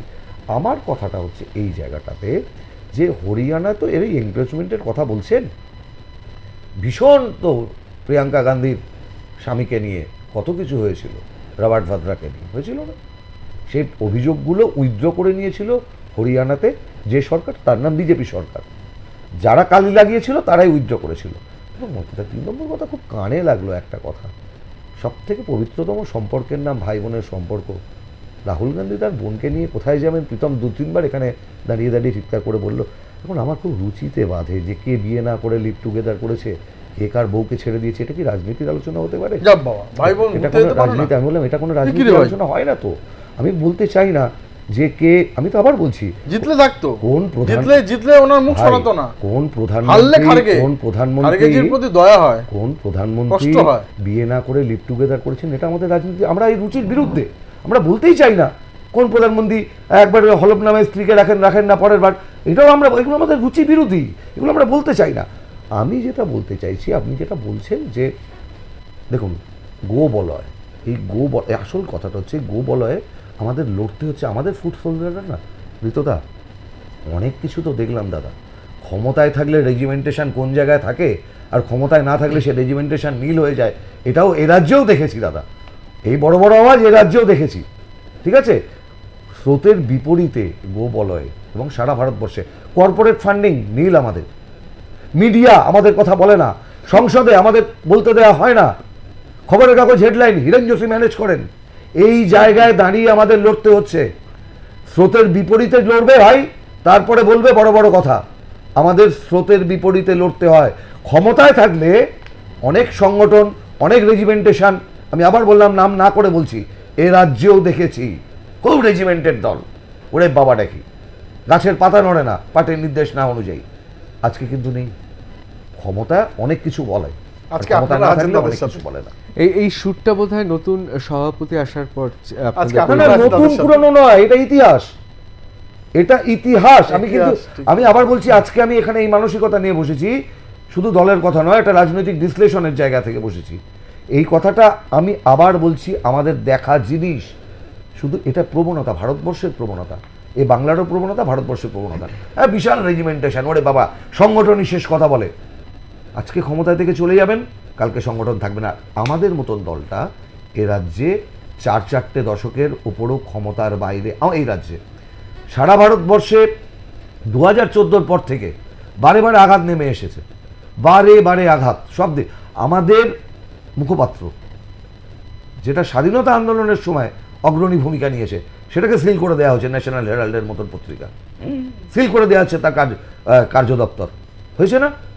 তারপরেও আমাদের না, তবে আমাদের দেশেও ক্ষমতায় যে পার্টি থাকে ইতিহাসকে সে তার মতো করে বিবৃত করে। বিবৃত করতে পারে। আমি ওই জায়গায় যাচ্ছি না, আমি বলছি যে আমি ভোটে জিতে যখন আমি আবার কাম টু দ্য পয়েন্ট, ভোটে জিতে যখন ক্ষমতায় থাকি তখন বলতে পারি আমাদের ভাই রেজিমেন্টেশন, আমাদের কর্মীরা অমুক করছে, আমাদের সংগঠন শেষ কথা বলে। যখনই ক্ষমতায় থাকবে না ভাই, তখন সংগঠন কোন জায়গায়, সেটাই হচ্ছে আসল আপনি কথা। তাহলে সেই পরিপ্রেক্ষিতে হরিয়ানাতে যে ফলাফল আপনাদের রয়েছে আমাদের এখনো পর্যন্ত, আমাদের কর্মকর্তারা পাগলের মতন লড়াই করেছে। অবশ্যই আমি একবার একটা ছোট্ট বিরতি নেব, বিরতিতে যাওয়ার আগে মনদীপদার কাছে যাব। মনদীপদা, আমি হরিয়ানা নিয়ে এখন আলোচনা করব, অবশ্যই বিরতির পর ফিরে আসবো জম্মু কাশ্মীর নিয়ে। হরিয়ানাতে কি আমি তাহলে এই কথাটা আমরা বলতে পারি যে আজকে যে ফলাফল প্রবণতা, তাতে 3টে জিনিস খুব গুরুত্বপূর্ণ। এক, ভারতীয় জনতা পার্টি তাদের যে ভরাডুবি হবে, যে আমরা ওপিনিয়ন পোল, এক্সিট পোলে একটা যে পূর্বাভাস পেয়েছিলাম, সেটি কার্যত আজকে ফেল করেছে, অর্থাৎ পাশ করতে পারলো না আরও একবার। এক, দ্বিতীয়ত ভারতীয় জনতা পার্টি তারা যে কথা ফুট সোলজারদের কথা বলছিলেন প্রীত, তারা কিন্তু কুস্তিগির আবেগ থেকে শুরু করে কৃষক কথা, যে বিপ্লব বলে অনেকে অভিহিত করেন, এই যে কৃষকদের মধ্যে যে বিরাট একটা প্রতিষ্ঠান বিরোধী আমরা আন্দোলন দেখেছিলাম, সেগুলো দাঁত ফোটাতে পারল না ভারতীয় জনতা পার্টি। গত কয়েক মাসে লোকসভা নির্বাচনের পরে গত কয়েক মাসে অনেকটাই হাওয়া তাদের দিকে নিয়ে এসেছে। তৃতীয়ত, কংগ্রেস, যে কথা বারবার করে অশোক ভট্টাচার্য বলছিলেন, যারা ক্ষমতায় নেই কয়েক দশক ধরে কেন্দ্রে, তারাও কিন্তু হরিয়ানাতে যে লড়াইটা দিয়েছে, সেই লড়াইটা বিরোধী হিসেবে গণতন্ত্রে কোথাও যেন বিরোধীদের স্বর আগের থেকে স্পষ্টতর হয়েছে। অর্থাৎ সেইখানে গণতন্ত্র যে প্র্যাকটিসটা হরিয়ানাতে আমরা দেখতে পাবো। কি মনে হয়? একদম। দেখুন, এখানে যে আপনি যেটা বললেন তার একটা খুবই মানে অন্য একটা অ্যানালিসিস আমি করছি। লোকসভায় একটা জিনিস হলো, কংগ্রেস ইভলভ হলো, কংগ্রেসের সিটগুলো বাড়লো, এখন কংগ্রেস ইজ 99। তার আগে কত ছিল? কম ছিল, এরা বেড়ে গেছে। Congress has evolved itself to a single opposition party, যেখানে আমাদের একটা লিডার অফ অপোজিশন, যেটা গতবার ছিল না, এবারে আছে। সেই জিনিসটা এখন হরিয়ানাতে হবে। হরিয়ানাতে Congress will become the largest party after BJP in case they form the government. গতবার নরেন্দ্র মোদীর দয়াতে আপনাদের একজন অপোজিশন লিডার করেছিলেন। না, ঠিক আছে, নয় আমি আবার Opposition leader মানে? এইখানে আমি কার দয়া? না আমি বলছি আপনাকে, এইখানে সংসদীয় রাজনীতিতে দয়াটা কিসের? এক মিনিট, আপনি আমি একটা পয়েন্ট এখানে নাম্বার ছিল না। আমি একটা পয়েন্ট আপনার দুজনের জন্য বলছি, এখানে একটা পয়েন্ট স্পষ্ট হয়ে আসছে। আমি যেটা বারবার বলছি অ্যাজ এন অ্যানালিস্ট, আমি যেটা দেখেছি লাস্ট 38 ইয়ার্স, বিজেপি গভর্নমেন্ট কখনো ছিল না। ইট ওয়াজ নরেন্দ্র মোদী গভর্নমেন্ট, নাও এনডিএ গভর্নমেন্ট। তার মানে কি বিজেপির যে ইডিওলজি কোথায় চলে গেল? একজন মানে ম্যানিফেস্টেশন এমন হয়েছে কি it is only Modi, why not somebody else? Modi সরকার, মোদি করলো, Modi guarantee, why Modi guarantee? Where is the দল? কোথায় চলে গেল দলটা? কংগ্রেস কখনো বলেনি কি রাহুল গান্ধী কি সরকার। অবশ্যই আমাকে একটা বিরতি নিতে হবে, বিরতির পর রাহুল ফিরে সরকার আসবো করতে পারেনি তো, এবং বলবে কেন? অবশ্যই চুলচেরা বিচার করব হরিয়ানাতে নির্বাচনের ফলাফল জাতীয় রাজনীতির ক্ষেত্রে কতটা গুরুত্বপূর্ণ। জম্মু কাশ্মীরে যে ফলাফল, সেই ফলাফল শুধুমাত্র জাতীয় নয়, আন্তর্জাতিক ক্ষেত্রে, কূটনৈতিক ক্ষেত্রে, বিদেশ নীতির ক্ষেত্রে, অর্থনীতির ক্ষেত্রে কতটা গুরুত্বপূর্ণ গোটা উপমহাদেশে, সে প্রসঙ্গে আলোচনা করব। এবং অবশ্যই আলোচনা করব এর ফলে পশ্চিম বাংলার রাজনীতিতে কি প্রভাব পড়তে চলেছে। তার কারণ ভারতীয় জনতা পার্টি যদি বেকায়দায় পড়ে জম্মু কাশ্মীর এবং হরিয়ানায়, সেক্ষেত্রে তারা কি অরবিন্দ কেজরিওয়াল অর্থাৎ আম আদমি পার্টি অথবা মমতা বন্দ্যোপাধ্যায় তৃণমূল সুপ্রিমো তাদের চটানোর সাহস দেখাবেন? সেই স্পর্ধা দেখানোর ক্ষমতা কি থাকবে? আর যদি না থাকে তাহলে তার প্রভাব তো 2026-এ বিধানসভা নির্বাচনে পশ্চিমবাংলায় পড়বে। সেক্ষেত্রে প্রধান বিরোধী দল খাতায় কলমে থাকবে, কিন্তু দিল্লির সবুজ সংকেত পাবে না। যে কারণে আমরা দেখলাম আর্চিকরের ঘটনায় নবান্ন অভিযান থেকে লালবাজার অভিযানে কোথাও বিরোধী দলকে সেই হিসেবে আমরা দেখতে পাইনি।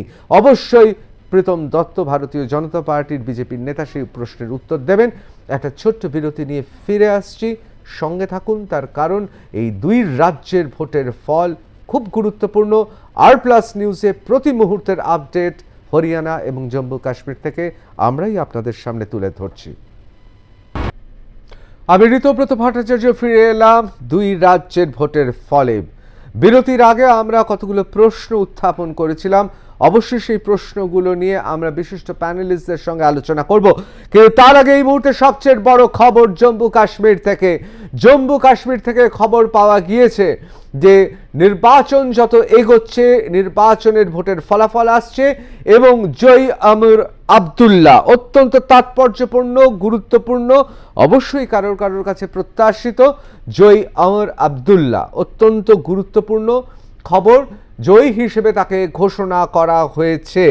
আমরা জানি যে ওমর আবদুল্লাহ এবং অবশ্যই তাদের পরিবারের কাশ্মীরের ক্ষেত্রে একটা বিরাট অবদান আছে, রাজনৈতিক অবদান রয়েছে এবং ঐতিহাসিক বিভিন্ন ক্ষেত্রে কাশ্মীর এবং জম্মু কাশ্মীরের বিভিন্ন ক্ষেত্রে তাদের ঐতিহাসিক ভূমিকা রয়েছে এবং জয়ী হয়েছে ওমর আবদুল্লাহ।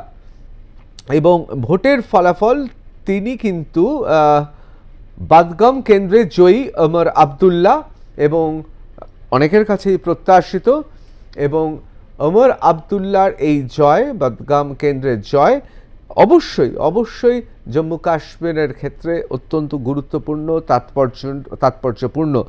আমরা অবশ্যই এই দিকে চোখ রাখবো। এই মুহূর্তে হরিয়ানা এবং জম্মু কাশ্মীরের সর্বশেষ আপডেট আপনারা দেখছেন। জম্মু কাশ্মীরে আপনারা দেখেছেন এবং হরিয়ানাতে এই মুহূর্তে ভারতীয় জনতা পার্টি 49, কংগ্রেস 34 এবং জম্মু কাশ্মীরে আমরা জানি কংগ্রেস জোট 51 এবং ভারতীয় জনতা পার্টি সেখানে আমরা জানি তারা রয়েছেন 27। অত্যন্ত গুরুত্বপূর্ণ, তাৎপর্যপূর্ণ। ভারতীয় জনতা পার্টি জম্মু কাশ্মীরের 27 এবং কংগ্রেস 51। আমরা আবার ফিরে আসবো আলোচনাতে। আমার সঙ্গে রয়েছেন নির্বাচন কৌশলী মনদীপ মিশ্র, আমার সঙ্গে রয়েছেন তরুণ ভারতীয় জনতা পার্টির নেতা এবং মুখপাত্র প্রীতম দত্ত এবং আমার সঙ্গে রয়েছেন কংগ্রেসের নেতা মুখপাত্র অশোক ভট্টাচার্য। মনদীপদা, আমি আপনাকে দিয়ে শুরু করব। ওমর আবদুল্লাহ, যেমন আমরা জানি তার একটা তো ঐতিহাসিক ভূমিকা রয়েছে এবং তার জয়টা তো প্রত্যাশিত ছিল অনেকের কাছে। আবার এটাও ঠিক কথা যে এই কংগ্রেস জোট, এই জোটটার ভবিষ্যৎ আপনি কি দেখছেন জম্মু কাশ্মীরে? দেখুন, এখন তো এরা যদি ক্ষমতায় এখন লাগছে, এরা এসে গেছে, এদের ভবিষ্যৎ এখন আছে। কারণ দেখুন, কংগ্রেস এখন যেভাবে ইভলভ হচ্ছে, Congress will become the largest opposition party nation wise. এর মধ্যে কোনো দুরায় নেই, কোনো মানে অতিশয়োক্তি আমি বলছি না। কিন্তু বিজেপি যেভাবে কাজ করছে, বিজেপিতে যদি একটা ট্রানজিশনাল রিফর্ম না আসে, আমি যেটা আবার বারবার বলছি, এটা এই আজকের যে চর্চার বিষয় তার থেকে আগে, তখন বিজেপির একটা কোথায় একটা ডেটারেন্ট বলে আপনি দেখতে পারবেন, হয়তো হরিয়ানা বেরিয়ে গেছে, কারণ BJP is a very structured party and they are here to stay. আমি এটাও বলবো, যদি কংগ্রেস ইভলভ করে নিজেকে, তখন আমরা we are heading for a bipolar politics in India, যেটা খুবই ভালো একটা জিনিস হবে। ছোট্ট ছোট্ট দলগুলো, যেটা বহুত মানে আমাকে বলা হয়েছে কি আপনি এই কথাটা কেন বলছেন, কিন্তু as a student of political science আমি এটা বলতে পারি কি বাইপোলার পলিটিক্স যেটা, এটা আমাদের ভবিষ্যৎ। ওইখানে কংগ্রেস ইভলভ করছে, এইখানে এরা যদি ক্ষমতায় এসেছে, ন্যাশনাল পলিটিক্স যেটা হচ্ছে ন্যাশনাল যে গভর্নমেন্ট আমাদের বিজেপি, খুব গুরুত্বপূর্ণ কথা বলছেন। এই ক্ষেত্রে আমি বাংলার ভবিষ্যৎ নিয়ে আসছি। আপনি বলছেন বাইপোলার, অর্থাৎ দুভাগে ভাগ হয়ে যাবে। বড় বড় যারা যা হয় আর কি, ছোট মাছ নয়, বিভিন্ন জলাশয়ে লড়াইটা হয় দুটো বড় মাছের মধ্যে। আমি ধরে নিচ্ছি সাংগঠনিক শক্তির বিচারে ভারতীয় জনতা পার্টিকে গোটা দেশে, অর্থাৎ কাশ্মীর থেকে কন্যাকুমারীতে যে দলটি আছে তার নাম কংগ্রেস, এ বিষয়ে তো কোনো সন্দেহ নেই। কংগ্রেসের সঙ্গে যদি ভারতীয় জনতা পার্টিকে লড়তে হয়, সেই ক্ষেত্রে দিল্লিতে আম আদমি পার্টি, পাঞ্জাবে আম আদমি পার্টি, অথবা মমতা বন্দ্যোপাধ্যায় তৃণমূল কংগ্রেস সুপ্রিমো, এদের ক্ষেত্রে যে লড়াইটা ভারতীয় জনতা পার্টি দেখার স্পর্ধা প্রকাশ করছিল, এই নির্বাচনের পর থেকে কোথাও কি মনে হয় অরবিন্দ কেজরিওয়াল বা মমতা বন্দ্যোপাধ্যায় তাদের পার্টির বিরুদ্ধে যে লড়াইটা বিজেপি সাধারণত করে থাকে, আর শক্তি ক্ষয় না করে তারা কংগ্রেসকেই একেবারে পাখির চোখ করে তার বিরুদ্ধেই লেগে যাবে মনে হয়? একদম একদম। দেখুন, Congress was the largest party in India. আমি কেন বলি, প্রতি গ্রামে, প্রতি আপনি ছোট টাউনে দেখবেন কংগ্রেসের একটা অফিস ছিল বা এখনও আছে। এখনও বিজেপি সাউথ ইন্ডিয়াতে সেইভাবে এন্ট্রি নিতে পারেনি, কিন্তু Congress is there. Congress ruled India for 70 years, এটা আপনি ভুলবেন না। Congress is an organization which is pan India যদি বলা হয়। কিন্তু এইভাবে কি হয়েছে, যেটা এইবারে আমরা যেটা দেখতে পাচ্ছি, কংগ্রেস একটা ট্রানজিশন ফেজে চলে এসেছে। আমাদের এই 10 বছর যে ক্ষমতার বাইরে, এরা 12 বছর প্রায় হয়ে গেছে, 11 বছর হয়ে গেছে। এইখানে এটা একটা ট্রান্সফরমেশন কংগ্রেসে আস্তে আস্তে আসছে। আর একটা খুবই গুরুত্বপূর্ণ ব্যাপার যেটা আছে, Congress is not a structured party. এখানে কোনো পেইড ওয়ার্কাররা নেই, আর সেই জন্য এটা একটা ওদের একটা উইকনেস হয়ে গেছে। আর আপনি দেখবেন পশ্চিমবঙ্গের আপনি যে কথাটা বললেন, কংগ্রেস ওয়াইপ আউট হয়ে গেছে, কিন্তু তৃণমূল বলে ব্যাপারটা ঠিক নয়, না না ওয়ার্ডটা ঠিক নয়, এটা আপনি না পেড ওয়ার্কার আমি বলছি। I am very sorry for that. মানে যারা যারা ওই যাকে বলা হয় they are dedicated to the party. আমি আই উইল কারেক্ট মাইসেলফ।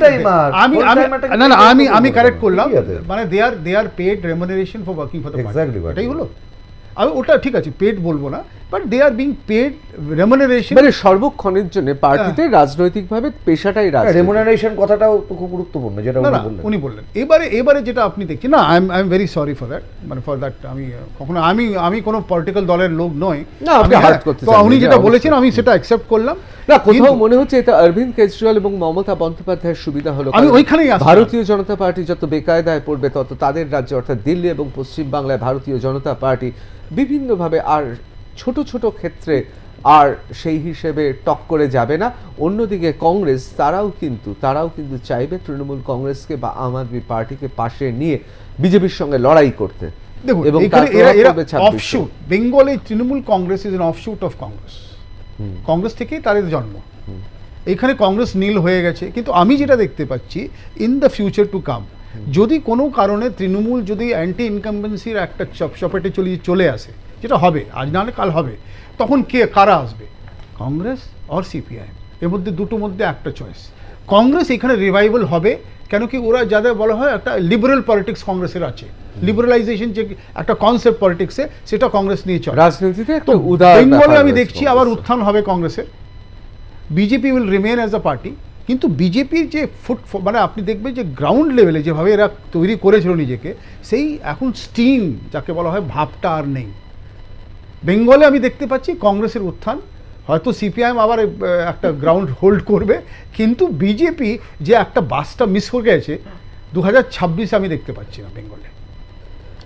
অত্যন্ত তাৎপর্যপূর্ণ। আমি আবার একটু এই রাজ্যের ক্ষেত্রে নিশ্চয়ই আমরা আলোচনা করব, কিন্তু আজকে একটু হরিয়ানা এবং জম্মু কাশ্মীরের দিকে তাকাবো। আমি একটু প্রীতমের কাছে চলে যাবো। প্রীতম, কোথাও কি মনে হচ্ছে যে, আমি এবার উল্টো দিক থেকে জিজ্ঞেস করি, যে হরিয়ানাতে কংগ্রেসের প্রত্যাশিত, আপনার ক্ষেত্রে নয় কিন্তু অনেকেই প্রত্যাশা করেছিল হরিয়ানাতে অন্তত কংগ্রেস এবার হরিয়ানাটা দখলে রাখবে, এবং সেক্ষেত্রে জম্মু কাশ্মীর আর হরিয়ানা দুটোই যদি দখলে রাখতে পারে কংগ্রেস, তাহলে বুঝতে পারছেন জাতীয় রাজনীতিতে মানে এখানে ভয়ঙ্কর ঘটনা ঘটে যাবে। এবং ভারতীয় জনতা পার্টি এবং কেন্দ্রের সরকারের যে সরকারটা আছে, এনডিএ সরকার, আমি নরেন্দ্র মোদী সরকার বলবো না, এনডিএ সরকার আছে, সেই সরকারটা একটু বেকায়দায় পড়ে যাবে। সেটা যাই হোক, হলো না কেন? আজকে ঋতুদা তোমার হরিয়ানার যত রকম ওখান থেকে দেখো সবচেয়ে বেশি অনেক লোক যায় সেনাবাহিনীতে যোগদান করে, তো সেই জওয়ান, ওখানকার কিষান, ওখানকার পেয়ালওয়ান সবাই নরেন্দ্র মোদীর উপর আস্থা রেখেছেন, ভারতীয় জনতা পার্টির উপর আস্থা রেখেছেন, রেখে ভোট দিয়েছেন ডেভেলপমেন্ট পলিটিক্সে। এবার দেখুন ওখানে ধরুন নানা রকম আপনার জিলিপি ফ্যাক্টরি থেকে শুরু করে নানা রকম ডিভিসি পলিটিক্স চলেছে ওখানে, নানা রকমভাবে জাতিতে ভাগ করার চেষ্টা চলেছে, কিন্তু এই একবার হয়, বারবার মানুষকে বোকা বানানো যায় না, একবার বোকা বানানো যায়। তো একবার বোকা বনে গেছে অলরেডি, যেন আর ওই ভুলটা যেটা লোকসভায় কয়েকটা যেটি হয়েছিল সেই ডিবাকেলটা আমাদের হয়নি। এবং আমাদের ফুড সোলজাররাও তারা ওই মানে আপনার প্রচুর পরিশ্রম করেছে এবং তার রেজাল্ট আজকে দিয়েছে। আপনাকে বললাম ডেভেলপমেন্ট থেকে শুরু করে আজ নীতিগতভাবে সবটাই আজকে আমাদের ফেভারে গেছে। ইভেন জম্মু কাশ্মীর আমি একটা দর্শকদের জন্য বলতে চাই, আপনার বারামুলাতে গুরজা বলে একটা কনস্টিটিউয়েন্সিতে যেখানে 98% মুসলমান, সেখানেও মুসলমান সম্প্রদায়ের মানুষরা থাকে, সেখানেও আমরা মাত্র 1132 ভোটে আমরা হেরেছি।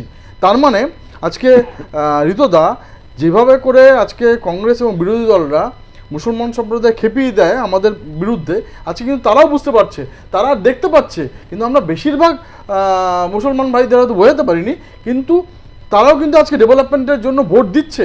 যেখানে ওখানে আমরা প্রায় নিশ্চিহ্ন ছিলাম, কিন্তু সেখানে আমরা আজকে দেখুন মাত্র 1132।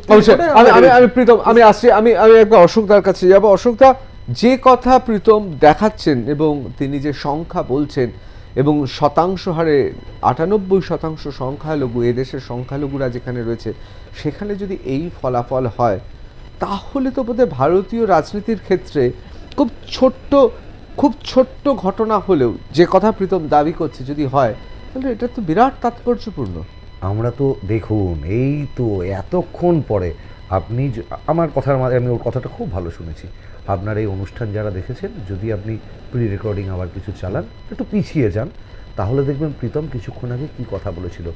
যদি মুসলমান অধ্যুষিত জায়গায় বিজেপি জেতে, আমরা হেরে গেছি বলে, আমরা ভোট কম পেয়েছি বলে আমাদের দুঃখ থাকবে, যন্ত্রণা থাকবে, কিন্তু যে লড়াইয়ের জায়গায় ডিভাইসিভ পলিটিক্স এবং সাম্প্রদায়িক মেরুকরণের যে চেষ্টা, সেই চেষ্টাটা যেটা এরা করে, সেই চেষ্টাটা মুখ থুবড়ে পড়ে। কারণ এই প্রীতম কিছুক্ষণ আগে বলেছে আপনার ক্যামেরার সামনে, মুসলমানরা আমাদের ভোট দেননি, মুসলমানরা আমাদের ভোট দেন না। এখন ওর কাছে তথ্য আসার পরে একটা ওয়ার্ড বলবো, আমি একটা কথা বলিনি, এখন ওর কাছে তথ্য আসার পরে ও বলছে যে না, এখানে এত শতাংশ মুসলমান, তারাও আজকে বুঝছেন। আমাদের কথাটা তো এই জায়গাটাতে যে হিন্দু, মুসলিম, শিখ, জৈন, পারসিক, এটার সাথে ভোটের কি সম্পর্ক? কোনো সম্পর্কের জায়গা নেই। অযোধ্যাতে বিজেপি হেরেছে, কেদারনাথে বিজেপি হেরেছে, তার মানে এটা কি দাঁড়ায়? তার মানে এটাই দাঁড়ায় কিছু? আমরা তো এই কথাটা বলতে চাইছি না। আমাদের কথাটা হচ্ছে খুব স্পষ্ট কথা, নেই, বারবার এই ভুলটা করবেন না। আমি অবশ্যই বলতে চাইছি, মানে অযোধ্যায় হেরেছে, এটা হজম হয় না। কি অদ্ভুত কথা! আমার কথাটা হচ্ছে যে ভোট, সংসদীয় রাজনীতি আমাদের কাছে তিনটে ইস্যুর ভিত্তিতে: অন্ন, বস্ত্র, বাসস্থান, একটা হচ্ছে কর্মসংস্থান, একটা হচ্ছে মূল্যবৃদ্ধির জায়গা, একটা হচ্ছে সামাজিক সুরক্ষা, এটার সাথে ওতপ্রোতভাবে জড়িত। সেই সামাজিক সুরক্ষার মধ্যে হেড পলিটিক্স যেটা এরা চালু করেছে, আরএসএস এর হেড পলিটিক্স, ডিভাইসিভ পলিটিক্স, এর বিরুদ্ধে লড়াই, হারলেও লড়াই, জিতলেও লড়াই। এটা কংগ্রেসের ফ্রম ভেরি বিগিনিং এই লড়াই। এর লড়াই আজকের লড়াই নয়, এটা নতুন কোনো লড়াই নয় আমাদের। অবশ্যই আমি প্রীতমের কাছে না, নতুন কোনো লড়াই নয়। সেই জন্যই রিলিজিয়নের ভিত্তিতে আপনি দেশটা ভাগ করে দিয়েছিলেন। নতুন না, একদম নতুন না। আবার এখন আপনি মাঝখানে কথা বলছেন, জ্ঞান দিলেন। আমি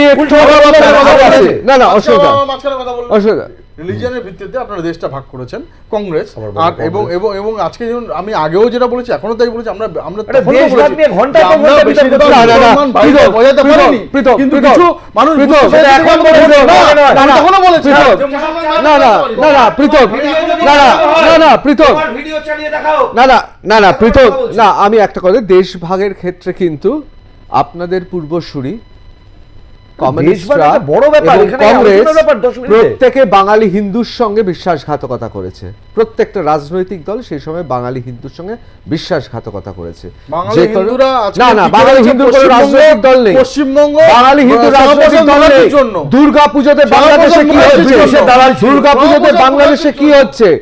না না না না না না না না কিন্তু কিন্তু যেটা হওয়ার কথা ছিল সেটা হয়নি। বাঙালি হিন্দুর পাশে কোনো রাজনৈতিক দল ছিল না। কমিউনিস্ট থেকে শুরু করে গৌরিক থেকে শুরু করে জাতীয়তাবাদী সেই সময়কার দল যারা ক্ষমতায় ছিল প্রত্যেকে বিশ্বাসঘাতকতা করেছে বাঙালি হিন্দুর সঙ্গে। এটা একটা বিরাট ব্যাপার। সেই জন্য আমি বলছি পার্টিশনের ব্যাপারে না আবেগ রয়েছে, যেটা পশ্চিমবাংলা এবং ভারতবর্ষের কোনো রাজনৈতিক দল বুঝতে পারে না।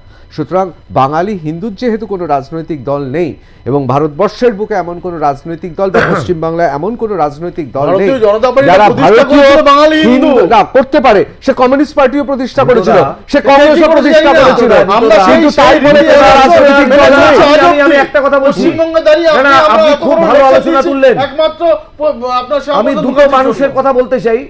এ তো ভারত ছাড় আন্দোলনের সময় যে ব্রিটিশের দালালি করেছে তার নিয়ে আমি আলোচনাই করতে চাই না। আমি যেটা বলতে চাই দুটো মানুষের কথা, অদ্ভুত ভালো কথা বলেছেন। দুটো মানুষ কিন্তু চেয়েছিলেন যে স্বতন্ত্র দেশ হোক। হয়তো সেই চাওয়াটা খুব অবাস্তব ছিল, আবেগের চাওয়া ছিল এ বাংলার। একজনের এটা অস্বীকার করার কোনো জায়গা নেই। আমরা একজনের নাম আলোচনা শরৎ করব। বসু, আরেকজনের নাম সোহরাবর্দী। এই দুজনে কিন্তু চেয়েছিলেন। সোহরাবর্দী। কেন সোহরাবর্দী শুনলে রাখি? বাহ বাহ, যে গ্রেট ক্যালকাটা কিলিংস এর নায়ক, তাদের আপনারা support আচ্ছা করবেন। আমরা এই আজকে এই আলোচনা থাকবো না, নজরুল এই আরো আলোচনায় শূন্য থাকবো না, আরো শূন্য হবে। না না এই আলোচনায় থাকবো না, এই আলোচনায় থাকবো না। আরো শূন্য হবে।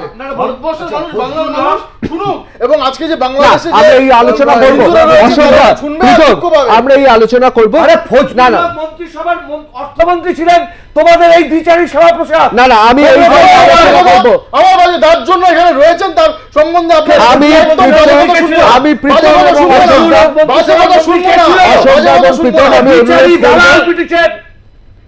আমি প্রীতম এবং অবশ্যই অশোকদা, আমি আমরা আমরা আমরা আমরা বিক্ষিপ্ত না না একদম ননসেন্স থিংস। আচ্ছা আমরা একটু আলোচনা চলে আসি, আমাদের হাতে খুব অল্প সময় আছে। আমরা না না আমি আমি আসছি। এটা গুরুত্বপূর্ণ কথা, আমি খুব ছোট্ট করে বলতে হবে, আমার সময় একেবারে কম। না না প্রীতম, দালালকে দালাল বলবো কোনো কারণে একদম বাজে না কথা না বলবেন না না না কি করে একদম বাজে কথা বলবেন। না না না অবশ্যই আপনি একদম না অশোকদা বলবো, আমি অশোকদা বলুন আবার, মানুষ জবাব দেবে, মানুষ শূন্য অশোকদা মাইনাস করে দিয়েছে। অশোকদা মাইনাস করে দিয়েছে। অশোকদা লজ্জা লাগে না? প্রীতম বাঙালি হিন্দু না, প্রীতম আপনি প্রতিবাদ জানিয়েছেন। আগে দেশ, না না না না না আগে দেশ। না না না না আপনার লজ্জা আমি লাগে? দেশের দেশ। প্রসঙ্গে আসবো, আমি দেশের প্রসঙ্গে আসবো। ব্রিটিশের দালালি করেছে। আপনারা জি, জি, জেনে জি, জি। রাখবেন যত রাজনৈতিক দল আছে বাঙালি হিন্দু প্রসঙ্গে এলে ঠিক এই রকম ভাবেই ব্যবহার করে। হ্যাঁ, এই যে বাঙালি দালালি হিন্দু- বলছে, না দালালি না বলছে। বাঙালি হিন্দু এদের জন্য না না বাংলাদেশে না না হিন্দুদের এই অবস্থা হবে। কেউই দেখে না। আমি একবার চলে যাব মনদীপ দার কাছে। মনদীপ দা, জম্মু কাশ্মীরে যেহেতু কেন্দ্রে এখন ভারতীয় জনতা পার্টির সরকার, জম্মু কাশ্মীরে কংগ্রেস এবং এনসি জোট তারা যদি ক্ষমতায় আসে, ভারতবর্ষের ক্ষেত্রে ভারত সরকারের ক্ষেত্রে স্ট্র্যাটেজিকভাবে কৌশলগতভাবে অসুবিধা হবে। তার কারণ যেসব জাতীয় নীতি বা যে ধরনের নীতি নির্ধারণ করা হবে সেইগুলোকে কার্য করার ক্ষেত্রে স্থানীয় সরকার যদি না থাকে, ভারত সরকার কি বেকায়দায় পড়বে? না, দেখুন আমাদের যে যাকে বলা হয় যে আমাদের যে এমন একটা স্ট্রাকচার আছে, এর মধ্যে সেন্ট্রাল যে গভর্নমেন্ট তার পলিসিগুলো স্টেট গভর্নমেন্ট কোনো ও যদি গহন কারণ না থাকে ওরা আটকাতে পারে। অবশ্যই। আমি আমার সময় খুব কম, আমি অশোকদার কাছে জিজ্ঞেস করবো। অশোকদা, ভারতীয় জনতা পার্টির সরকারটা রয়েছে এই মুহূর্তে ভারতবর্ষে। দেখুন সবার আগে আমরা তো দেশবাসী, এবং এখন পর্যন্ত যা প্রবণতা, কংগ্রেস জোট, কংগ্রেস এবং ন্যাশনাল কনফারেন্স তারা সরকার গড়ল জম্মু কাশ্মীরে। কোথাও কি মনে হয় যে যেহেতু দুটো বিবদমান শক্তি একটা রাজ্যে থাকবে একটা কেন্দ্রে রয়েছে, ভারত সরকার দেশ হিসেবে আমাদের ক্ষতি হতে পারে? না না না না না, এর কোনো ব্যাপারই নেই। এইটাই তো this is the beauty of our federal structure. এবং বিজেপির বিরুদ্ধে আমাদের লড়াইটা হচ্ছে ওরা ফেডারেল স্ট্রাকচারটাকে ভাঙতে চায়। একেবারে চাই। আমাদের দেশের দেখুন, আমি একটা ছোট্ট উদাহরণ দেব। সবচেয়ে বেশি বাজপেয়ী constitution পর্যন্ত change প্রধান করে আসছে প্রীতম, একদম বাজপেয়ীজি প্রধানমন্ত্রী কখনো গাজা প্রশ্নে, ইসরায়েল প্রশ্নে ভারতবর্ষের বিদেশ নীতি বদলায়নি। সেই দিনও গিয়ে প্যালেস্তাইনের যারা লড়াই করছে তাদের পাশে ভারতবর্ষ ছিল, বাজপেয়ীজি প্রধানমন্ত্রী। আজকে দাঁড়িয়ে ইসরায়েলকে সমর্থন করেন আমাদের প্রধানমন্ত্রী, চাপে পড়ে তারপরে বিদেশ নীতি, তারপরে আবার বিদেশ মন্ত্রক অন্য কথা বলেছে পরে। সুতরাং আমাদের বক্তব্যের জায়গাটা হচ্ছে সরকার আসবে, সরকার জানবে, আমার বিদেশ নীতি একটা জায়গায় রয়েছে। আপনি হচ্ছে আমার সেখানে আবার কোনো অসুবিধা হবে না। একটা জায়গায় রয়েছে। আরেকবার প্রীতমের এটা কাছে বদলে যাবো। যাবে। প্রীতম, মনে হয় কি জম্মু কাশ্মীরে যেহেতু কংগ্রেস এনসি জোট আসছে বলে মনে হচ্ছে এখনো পর্যন্ত, ভারত সরকার যেহেতু ভারতীয় জনতা পার্টির নেতৃত্বাধীন, কোথাও কি মনে হচ্ছে ভারতবর্ষে দেশ হিসেবে আমাদের ক্ষতি হবে? না দেখুন, দেশ হিসাবে আজকে ভারতবর্ষে সবাই ইউনাইটেড। আপনি দেখেন যখনই কোনো রকম কোনো বৈদেশিক শক্তি আমাদের উপর আক্রমণ করেন, আমরা কার্গিল থেকে শুরু করে সবসময় দেখেছি সবাই ইউনাইটেড হিসেবে থাকে। এই আপনার সংহতিটা আমাদের মধ্যে আছে এবং আমাদের Kashmir integral part of India, এবং সেখানে যে ডেভেলপমেন্ট পলিটিক্সটা হতে চলেছে, আমার মনে হয় যেই সরকারই আসুক সেই ডেভেলপমেন্টের প্রশ্নে সবাই একসাথেই কাজ করবে, হাতে হাত মিলিয়ে কাজ করবে, তার সাথে কোনো অবশ্যই কোনো অবশ্যই সম্পর্ক আমি নেই। অসংখ্য ধন্যবাদ জানাবো অশোক ভট্টাচার্য, কংগ্রেসের নেতা, কংগ্রেস মুখপাত্র প্রীতম দত্ত, ভারতীয় জনতা পার্টির নেতা, ভারতীয় জনতা পার্টির মুখপাত্র, এবং মনদীপ মিশ্রাকে। সত্যি এইটাই আমরা এক জায়গায় একমত, দেশ হিসেবে আমাদের যুক্তরাষ্ট্রীয় কাঠামোতে মানুষ গণতন্ত্রে যে তার যা ইচ্ছে তা প্রতিভাত হবে, কিন্তু দেশ এক থাকবে, অটুট থাকবে। জম্মু কাশ্মীর আমাদের অবিচ্ছেদ্য অংশ, কোনো প্রশ্ন নেই সেই নিয়ে। এবং জম্মু কাশ্মীরের মানুষ তারা যেভাবে নির্বাচনে অংশগ্রহণ করেছে, ভোটের ফলাফল যাই হোক না কেন, কংগ্রেস এনসি জোট বা ভারতীয় জনতা পার্টি বা অন্যান্য দল আসলে জিতেছে কাশ্মীরের মানুষ, জম্মু কাশ্মীরের মানুষ আসলে জিতেছে গোটা ভারতের মানুষ। তার কারণ ভারতবর্ষের অবিচ্ছেদ্য অংশ কাশ্মীর, সেই কাশ্মীরে, জম্মু কাশ্মীরে সাধারণ মানুষ জিতেছে ভারত। আমরা নির্বাচনের প্রতিটি খবর আপডেট আপনাদের আর+ নিউজে দেব।